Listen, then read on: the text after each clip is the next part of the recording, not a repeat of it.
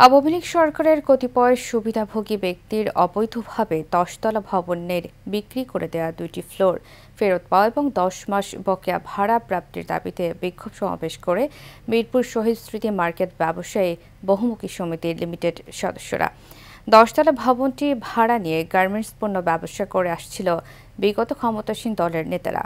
পতিত সরকারের কতিপয় প্রভাবশালী ব্যক্তি সমবায় সমিতির সদস্য হওয়ায় দীর্ঘ ১৭ বছর সমিতিতে নির্বাচন না দেওয়া, অবৈধভাবে ২টি ফ্লোর বিক্রি এবং বিগত ১০ মাস ভাড়া না দেওয়ায় তারা বিক্ষোভের আয়োজন করে।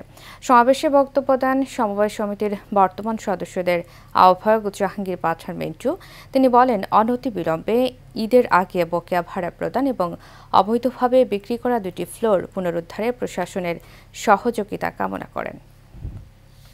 চিঠি দিছি যে আমাদের 2টা ফ্লোর যখন জানতে পারলাম 18 সালে 100 কোটি টাকার সম্পদ প্রায়, সেটা 8,97,40,000 টাকা বিক্রি হয়েছে। আমাদের মূল বক্তব্য হলো আমাদের 3 তলা 7 তলা 2টা ফ্লোর অবৈধভাবে বিক্রি হয়েছে, সেই 2টা ফ্লোর আমরা ফেরত চাই।